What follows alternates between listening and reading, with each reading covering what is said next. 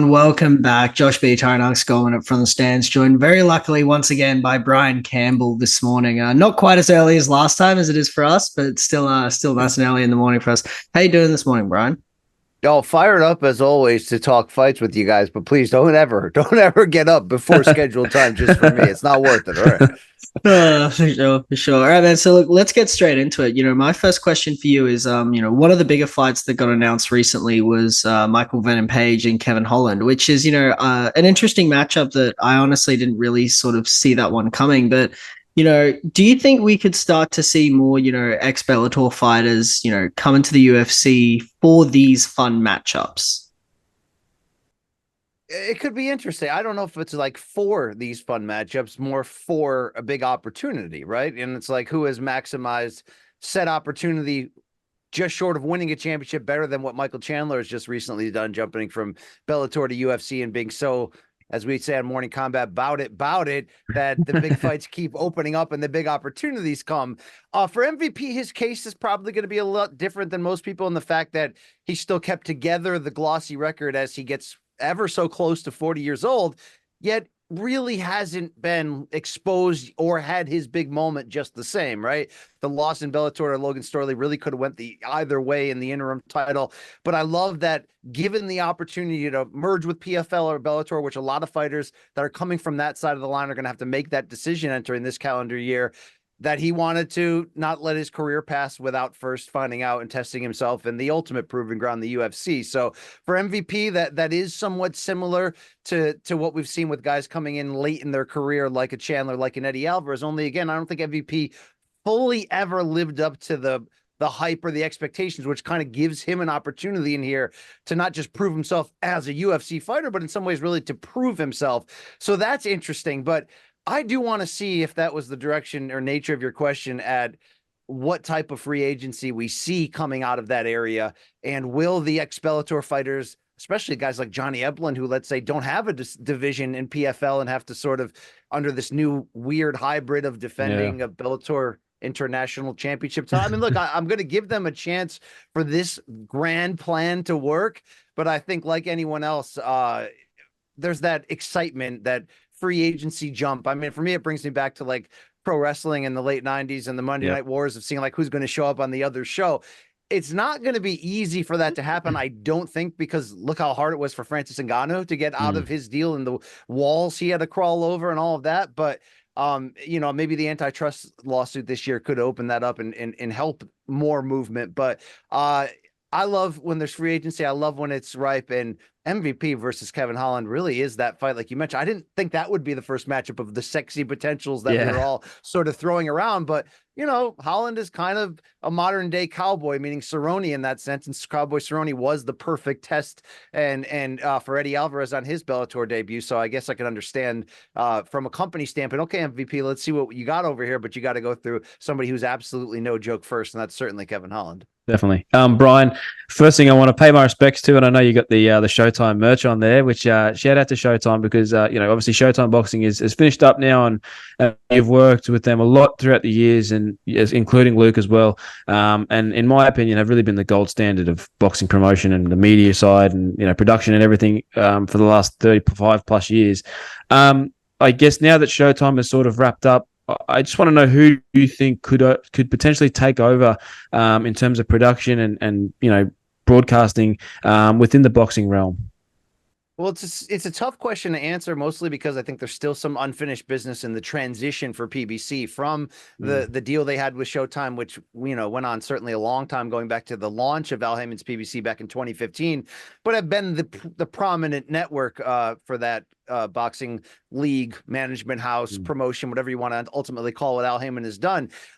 We know that there's an Amazon deal that's supposed to start in March. What we just don't know yet is like, who's going to be calling the fights? What will be the fights? We know it's about 12 to 14 dates for 1 year. Still heavy rumors that Heyman could be seeking a second series elsewhere. So it's kind of hard to say. But from the standpoint of transitioning directly from Showtime to Amazon, I think you have to look at that if you're a boxing fan or a Showtime fan, RIP, the company that did so much great help for my career in terms of growth, is There's a whole idea that PBC is going to be handling production itself for the first time. That's what we do know that came out of this deal and announcement, where for years it had been Showtime, which has the 37-year tradition, which came to an end.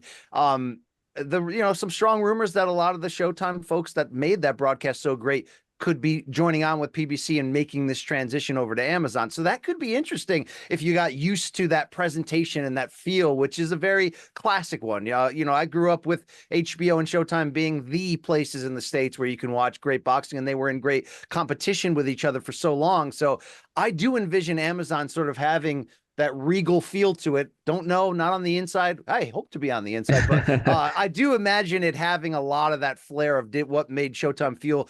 So it's not just professional in the presentation. I think what gets lost sometimes in what a lot of people have done, which is, provided Showtime with like not obituary. What's that? The eulogy on the way out is, it wasn't just great production, but it was sort of like an attention to detail and care about making the fighters the stars, about kind of cutting out some of the BS. I mean, I had a great opportunity to work on their Showbox, the New Generation series, which lasted 21 incredible years. And that was such a no BS show where it's like, we're not filling time in between talking about the latest headlines. It's get to the fights, get to the next fight, tell us why it's important, and get in and get out. I mean, they don't even do post-fight interviews in that series because it's about what happens in the ring. I certainly can see that continuing at Amazon without really knowing what that's going to look like, and hope a lot of my old great Showtime friends come along on that path as well. But I think until we really see what Al Heyman's got up his sleeve in 2024 with the idea of a second series and really how big this Amazon deal could be, it's kind of hard to say. But yeah, end of an incredible era for Showtime. Hard for a guy like me who's climbed there behind the scenes and got so close and is able to fill in for Jim Gray when he's busy, or able to do a couple, get so close to the majors, so to speak, of getting that call up. And now the company's gone, but big things ahead for boxing, big things ahead for the PBC. And you got to love the chances of Amazon right away kind of becoming a destination place and being a leader up there with, what Top Rank's got going on at ESPN, certainly what DAZN does with multiple promoters, including Eddie Hearn and Matchroom Sport. Showtime, in this case, PBC on Amazon is going to be very strong. And I expect once we finally hear those announcements that the fights will impress. Yeah. And, talking about, with a lot changing in the sport, Brian, I wanted to get your opinion. We've seen a lot of discussion lately around, is there a line in trash talking, in combat sports? Lately we've seen it with Strickland and Dricus, Edwards and Covington. From your perspective, is there a line when it comes to selling a fight? And if so, how could you even go about enforcing that? Yeah, it's hard. Is there a line? Yeah, there needs to be a line. That's first and foremost. The only other time I ever remember, and, over a decade of covering combat sports at a high level, where I felt like outside of, let me say first, outside of some of the outdated talk that has been still rampant in boxing, in certain areas that are very offensive, that's just been outdated. Maybe boxing, we look at it as like the red light district of sports. It takes a while for it to catch up. Outside of some of those where you can hear the phrases talking, ripping on homosexual stuff like that, that just doesn't belong. The only other time I really felt short of this moment you're talking about, these two press conferences and the sort of raw energy that came around that, was the whole build to UFC 229 and Conor McGregor and Khabib Nurmagomedov. And I had an interesting position because I happened to cover that fight from cage side, first row in the media, biggest fight in MMA history, to be fair, and how close that devolved afterwards to getting very real, not just real in a post-fight brawl that we all now memorably bring up, Khabib hitting a drop kick on Dylan Dennis, and, he may have had it coming, and I do believe that, and Conor getting jumped and all that, and that was wild, but that came really close to getting really out of hand in ways that the cameras didn't really pick up. And, Khabib's co-manager got cuffed right on my laptop. I'm watching people jump from both sides of representing Russia, representing Ireland, and sort of coming into this thing that almost became this chaotic brawl that, could have gotten fans hurt and really could have been an NBA Palace brawl situation. To the credit of security there, it didn't. They snuffed it out. But I bring that up because the trash talk on the build to that, I was at that Radio City Music Hall press conference where it was just media, no fans, out of the, due to the safety they thought of the fighters because of how volatile that Conor versus Khabib was. And Conor, in that, not just that press conference, but some of the follow-up during that build on social media, when it started to go after areas of Khabib's religion, when it started to go after areas of Khabib's wife, I remember, having a voice on whatever show I was at the time and saying, this is potentially problematic. And it's not because talking about a man's wife should be so far in left field that, you know, even in 2023, we're like, well, that's not standard talk. You know, it's like, no, it's because there are certain areas, and I think religion is one of them, where you don't mess with, because there's some people that you don't mess with in those areas. And to see how volatile the Conor Habib thing became, to where the crowds just jump in the fence and it could have got out of hand. I remember feeling, okay, there is a limit. I didn't think there was a limit before then. I've experienced the limit, because, you know, there are some people, whether it's in your job, your school, whatever, you don't mess with them. You know, you poke the bear, you're going to get it. You know what I mean? Especially in certain topics. Now let's fast forward or rewind, however we want to do it, to where we were with Strickland and those back-to-back press conferences, and Colby Covington, who's doing that obviously on purpose to get under everybody's skin, make headlines. I will say, if you said, look, should there be a line? I think there certainly should be if you're the UFC. And I don't separate that from boxing.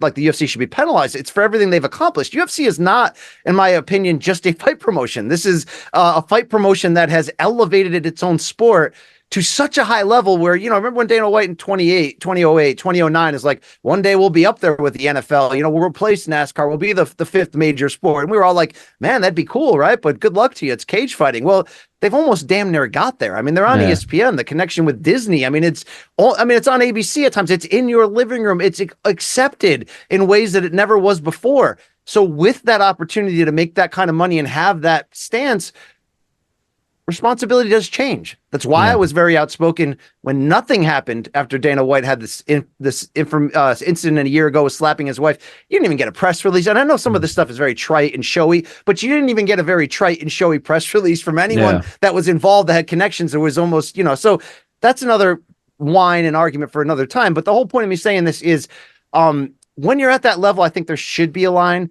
because there is a sea change in this sport, mixed martial arts, in 2023 that has been weird. You know, it's not the intersection with politics. It's just dunking it inside of politics. And it's like the UFC went so long of being like, you know, we don't want to be a sport where we restrict people. We don't want to be this. We don't want to be that. We want to be free and open. Well, I think it's a little bit too free and open these days. And I think that's where you can have the idea where sometimes things get said in boxing, for example, that never should be said, but only a certain amount of people are hearing and seeing that, because boxing's only at a certain level unless it's involving a certain number of fighters. What we have seen from major UFC stars of late has just been getting past the flirtation fun stage of trash talk, getting past the creative, sly, clever side of it, and just jumping right into like F you and F your mother and your coach and your coach's boyfriend and who, you know, wherever we went on some of those things, where it's like, when done right, Conor was amazing at this. Chael was amazing at it. You could even go as far as going over the line, but if it's done cleverly, if it's done in a way that, you know, like, we can get behind that at times. I think this new breed of trash talk that we specifically saw in those two fight press conferences back to back was just, I mean, it was extreme for the sake of being extreme. And I think there's something that you're going to lose if that becomes the norm, the standard, and what you're going to lose is a certain chunk of your audience. And I think it's also going to continue to kind of dirty the water of MMA culture. And I don't mean the MMA culture of those that partake in it. I just mean, again, what I laid out, the idea that this sport is really, really, really crossing over. So in some degree, it does have to act its part in that. And that's why maybe we should, as media members, get on Dana when he says certain things or doesn't say certain things, and you try to go, well, what would the NFL commissioner do in that spot? How would we react to that? I think in this case, how would you police it? I don't think it's really that hard to send an internal memo to bring the fighters together and just be like, look, we know it's the fight game. We know there's going to be times when it's going to go over the line, but there's enough BS out there and toxic stuff out there. How about we don't go in these areas? You know what I mean? How about we don't go child molester? How about we don't go in past sexual history? How about we don't go in this and this? I mean, call people a pussy, do what you want. You're a wimp, you're a whatever. But maybe we don't go there. And maybe we don't go there on day one of the promotion too. There used to be an art to build a fight, right? And I think that's a little bit lost in a transitionary period that we're in right now, that is partially due to the UFC's deal with the ESPN, which has changed the way they look at pay-per-views. It changed their need to build up pay-per-view stars. And I think what's also changed there is the continuing evolution of what media and social media is playing into the sport, where fighters are now realizing, obviously, that they're taking control of their own narratives. Everybody's got a show. Everybody's got their YouTube channel. Like, it's working out for them. But, you know, there's going to be less censorship on the message, and it's going to be a little bit more of a free-for-all. And I do think there is responsibility within a promotion, especially when you have a bottom line that, this went too far in the sense that people passed around videos. You're like, can't believe you said that. But what if it goes really, really, really too far? And I mean, it kind of has. We've seen, some homophobic comments from fighters like on national television in the interview that just, were odd fitting. I don't know if I'm seeing enough from Dana and company publicly to just go, you know what, guys, that is bullshit. We don't need that here. Let's get that out of there.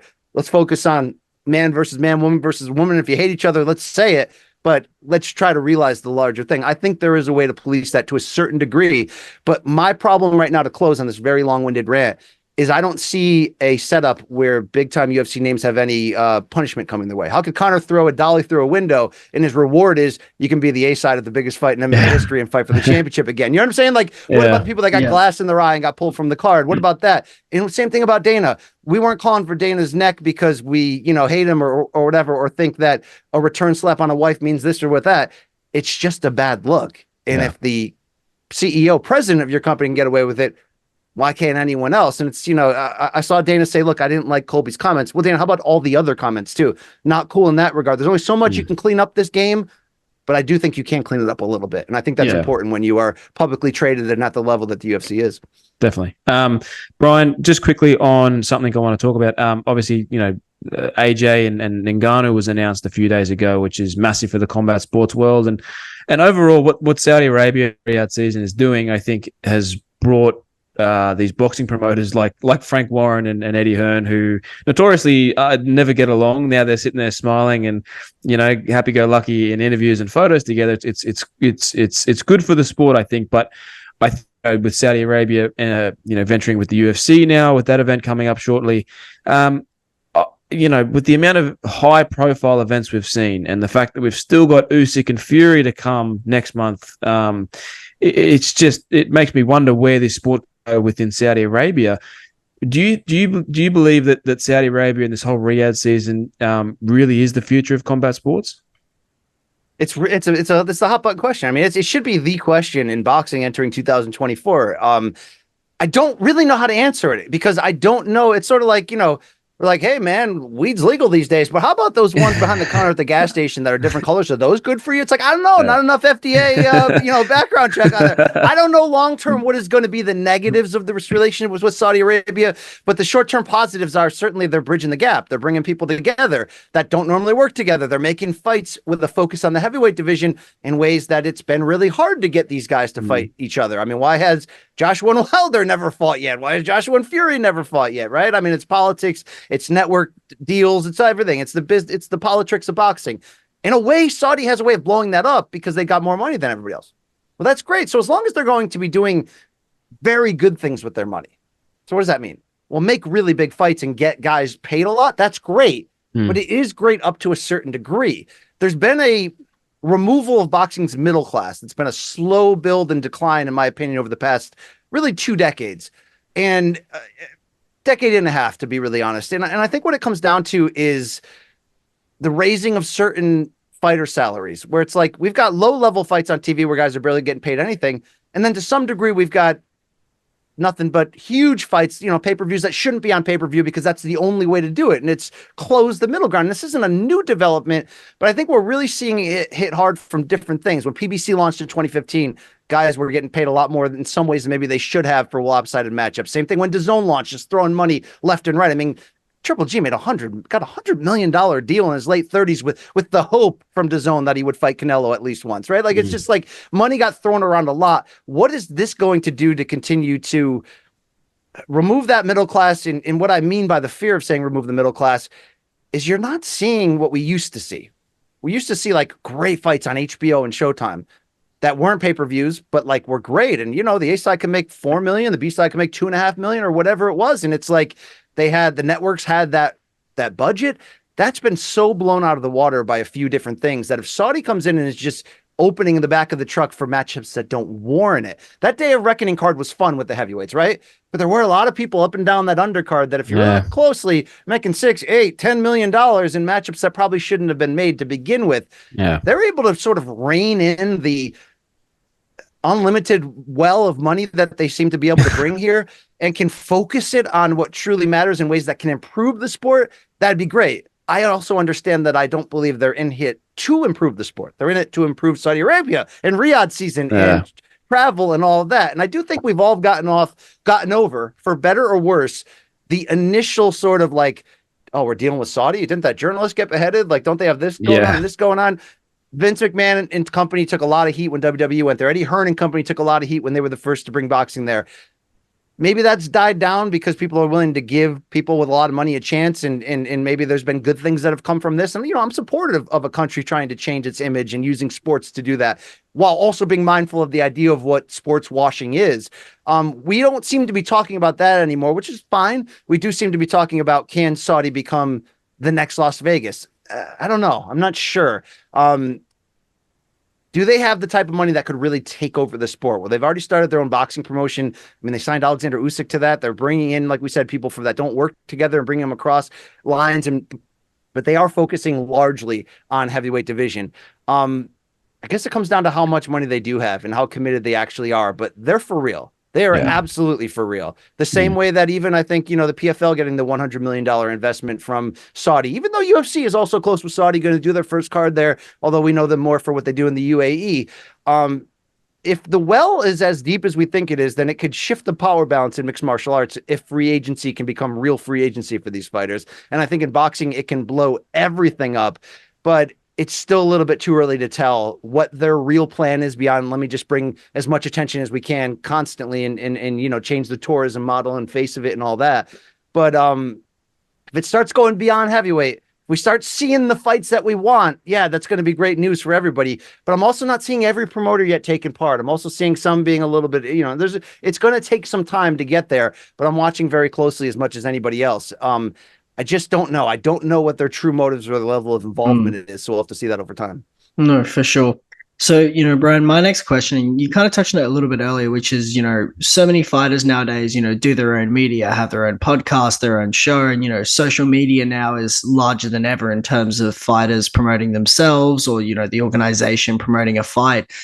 I'm curious, you know, how do you think members of the combat sports media have to, you know, evolve, you know, with the rise of fighters doing their own media, doing their own content, and, you know, the sort of, you know, social media now, you know, serving, you know, more of a role than ever in fighters promoting themselves? How do you think members of the, you know, combat sports media space have to evolve? Well, I think they have to make a decision whether they're, you know, to be fair, a decision I've made a long time ago before I was ever doing anything that anyone would take notice of. The whole idea that, to me, this is entertainment. I don't punt my journalistic responsibilities when it's time to be a journalist. But for the most part, to me, talking into this microphone, doing my podcast, you know, whatever, I mean, up to the level of calling live fights in boxing when I get the opportunity, it's entertainment to me. I take it serious, but it is. So I think people, because of how much this has changed the model right now, I've never seen a spot where journalism was so like lowly regarded or not wanted. Yeah. And in this case, also, you're finding you're not going to have the same path that you've had in terms of getting to. It's always been hard to find great jobs in combat sports media. Like the, you know, newspapers dying killed boxing in some big ways. I've been a part of this process for a while. I mean, my first job ever in sports journalism in the late 90s was at a paste up local newspaper. Paste up meaning like on the final edit, if there was an error, you'd have to print out one more letter that was correct and paste it over it so they could take an image of it. So I went from there to evolving into like the digital aspect, podcasts, even the idea of watching like guys like Bill Simmons, which were real key in sort of bringing an opinion into it and changing the model of how you got to where you are as a sports journalist. No, we're in a lot of ways, we're entertainers. That debate, though, that fork in the road of what you really are, I've never seen it more of a key question facing all of us as we sort of transition. I mean, the UFC is not just embraced the idea of, I mean, they let their fighters have, you know, the access to do whatever they want, as they should, I think, of branding themselves and having their own podcast and be able to create revenue streams. That's cool. But UFC is also kind of just stepping back and allowing the influencer culture to completely take over. Those are the guys getting the key interviews. Those are the guys getting the seats right in front of the cage with no laptop in front of them, right? Because they're just there to take Instagram shots. And I don't say that bitterly. I just say it's changed. And if you look at the way that UFC controls the, I don't want to say the message from the media, or at the very least the questions coming from the media, it's changed it a lot. So this in some way mirrors the question I get a lot, because I'm lucky enough to be as far as I am in my career now and having good opportunities where people go, hey, BC, how do I get to where you are? You know what I mean? How do I get? And I always say, like, can give you a blueprint. I mean, my story is, going in 86 directions at once, and I ended up here. I got lucky. It worked out, right? That there's no blueprint, but there's never, in my mind, been a stronger way to say there's no blueprint, because I don't even know if you should go to college or journalism school or follow this path, or if you should just be starting your own YouTube thing on the side, and hey, maybe you catch fire and somebody, but and then you can end up on a broadcast even out of that. So that's changed where I can't even tell you which road to go. But I think if you're already an established journalist, the way that, especially that the MMA journalism face is changing, you almost have to legitimately go, okay, none of that stuff's for me. I'm going to stay the course and be a journalist, which means that you got to work for the most part for a major site or major network. In a lot of ways, what the problem is for combat sports journalists is that so many of these major outlets are tied with the promotion, like in bed, meaning, in boxing 20 years ago, HBO and Showtime were considered the big leagues. You hope to get your fighters on there, but any promoter was pretty much welcome. It's really only in the last 10, 15 years in boxing that we've seen specifically promoters are signing exclusive deals with networks. So it's like, okay, that promoter plays on there, this promoter plays on that network. In MMA, it's been more, it's certainly been different than that.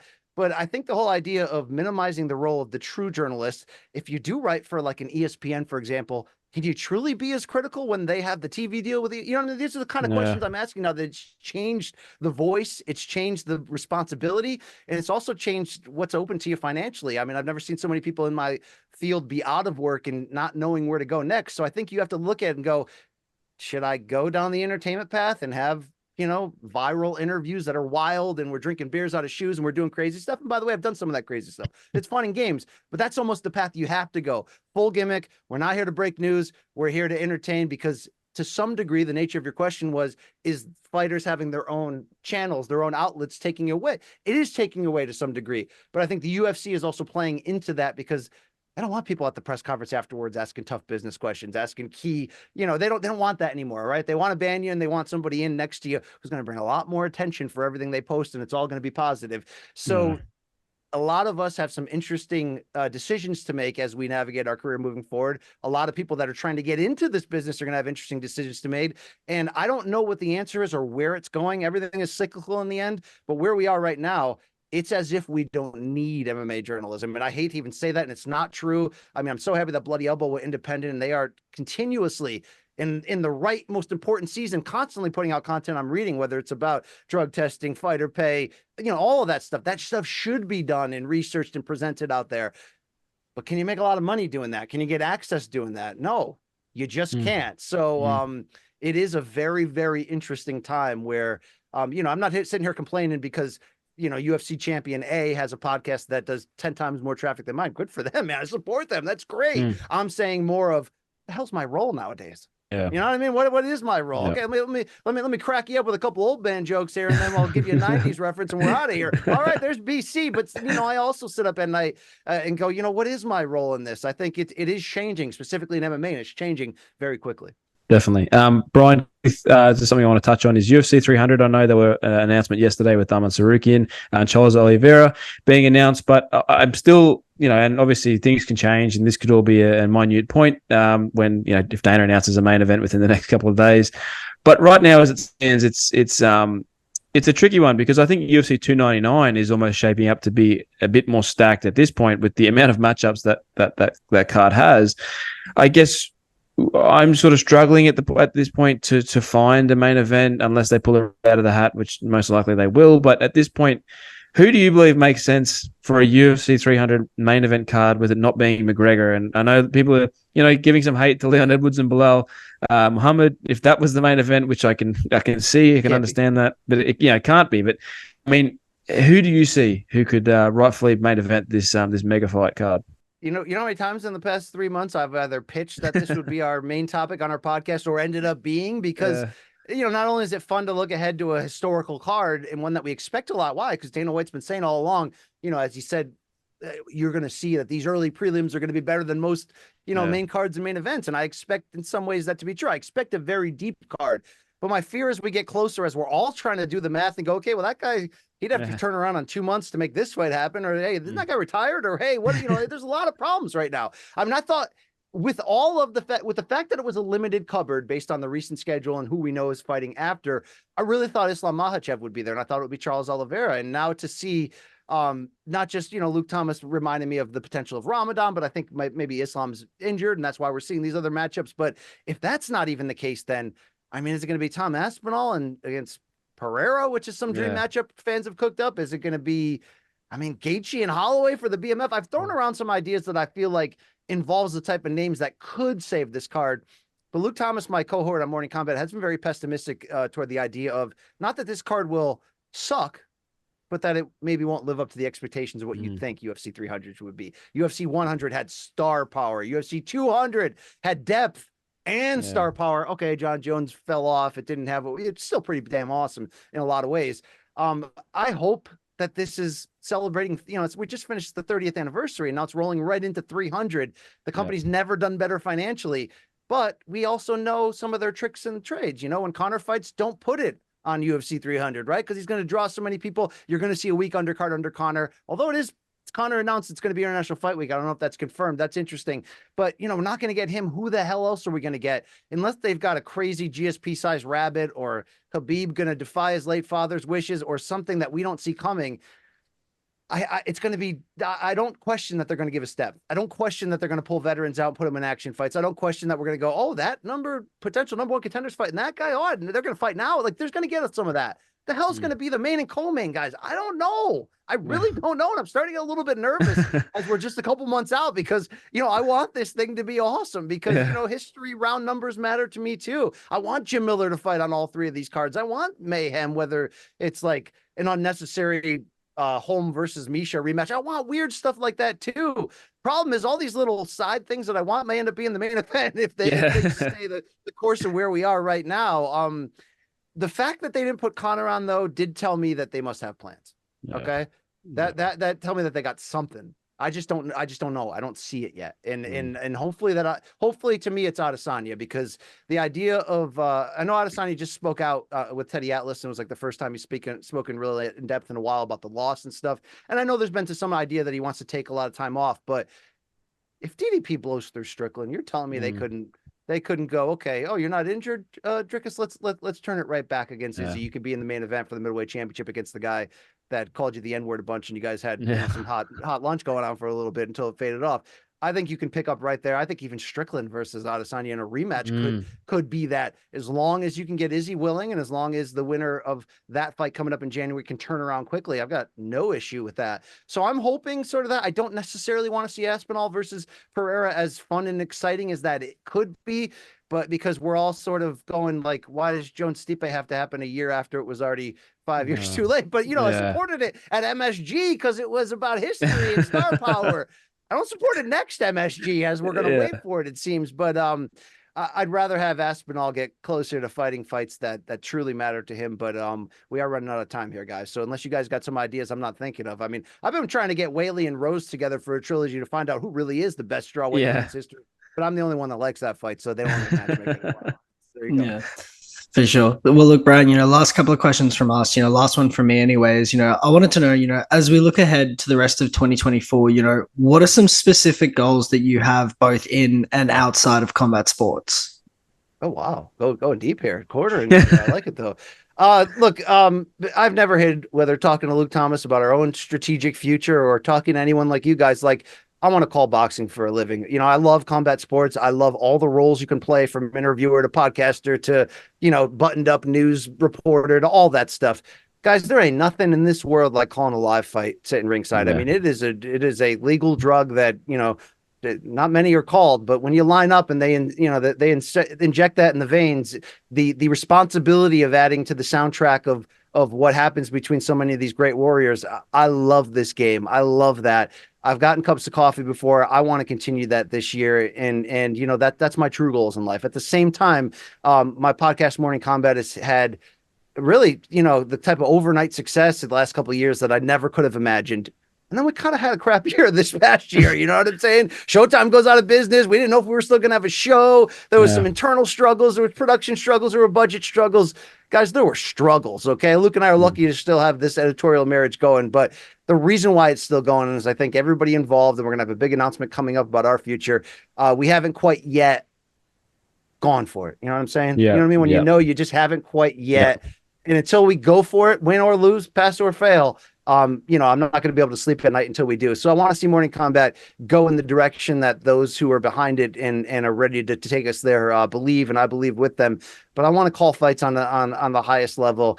And, I want to continue to speak truth on Morning Combat because I do think it's important. And, even it's funny how quickly even UFC fans will turn against me when I bring up things I don't like about the thing that they love the most. But I do think we're at a really important time, 30 years into the sport, where we're still in the dark ages in some very key ways, from fighter treatment to pay to the managerial situation in this game, to this antitrust lawsuit around the corner, to the idea of real competition in this space potentially. It is such an exciting time, and with how much MMA journalism has been getting muted, I do take it seriously that Luke and I are in a position with Morning Combat where we're paid well, but we also have a voice that isn't compromised by certain relationships. So I do take that personally responsible to be that conspiratorial guy, to wear the foil hat once in a while and try to continue to ask the right questions and tell the full story of what's going on. I also want to keep my head, and that's been a big part of my mental health journey and my walk. And I try to, for whatever platform I get to speak in front of and I'm blessed to do, I try to share that with my listeners. Life is crazy and it's wild. And right when it looks like it's going great, it falls apart, and vice versa. We got to keep our head out here. It's not easy, but we can do it. Comparatively, my rough year behind the scenes and waiting, is Showtime going to end or it's not? I mean, I've got some level of job security. I'm still good. No one's going to die. But it reminded me that you can lose your stuff quickly focusing on the wrong things. So I had the first holiday break that I can remember in years where I didn't travel at all. Nice. Didn't go away to parties extravagantly, just sat in my pajamas, enjoyed the family, the animals, and just went, you know what, like there is another life out there. And it's my real life, and I should probably get back to that once in a while. So I'm blessed to have such a passion-fueled job that allows me to align my passions with my occupation. But you can't stay in that lane too long, and you know what I'm saying? Like you got to come out for air once in a while. So those are my goals for 2024. Nice, best man. of luck to you guys, just the same. Nice, man. Well, last one from me, and I want to say it's good that you did take some holiday time because I do think it's very important for your mental as well. I think it's a good refresher. So I'm happy you got to unplug. You ever go on vacation before and you're still doing work, you're still checking email, you're still texting people at work, and then you're like, what the hell am I doing? What am I living for? But what's the most sobering thing? I'm interrupting you on your own show to tell you this. My guy at my church used to say this. He was like, be careful about getting too intertwined in your own aura, where where he goes, what he was trying to say was, don't get too caught up in your occupation and the fact of how you feel it defines you, because all that has to happen in this life is you lose that, and then you're going to find out really quickly who you really are. So that is really my motivation, is finding out underneath who I really am. And I think a lot of us that have careers like this and are lucky to do that, sometimes you can get caught up in checking the YouTube comments and saying, definitely. Don't worry, family. I got to get back. I'll see you later. Let me put my priorities in order. Yep, 100%. Well, look, last thing from me, Brian, and I think it's a very important talking point, which is obviously, we spoke about it earlier, McGregor and Chandler looking all but confirmed by the UFC for June 29th in Las Vegas. And I've sort of had to think about this and had a couple of days to process it. And my sort of belief is, if Conor loses against Chandler, do you think there's still enough marketability in him and his fighting prowess, more specifically, to keep his train rolling within the UFC with what would be, one win out of his last 5? Yeah, I struggle to want to call this must win, but it's because he has had so much time off in areas where I think we all thought he was going to come back. One of those, by the way, was right after the Cowboy fight. I know COVID kind of got in the way of that, but he was announcing, I'm going to fight 3 to 4 times. I thought that was going to be the time to put the career back on track. Yeah. I also didn't think he'd be taken off 3 years after the Poirier fight and the very serious injury. And then the whole USADA chapter, and now every time we see him, he looks inebriated.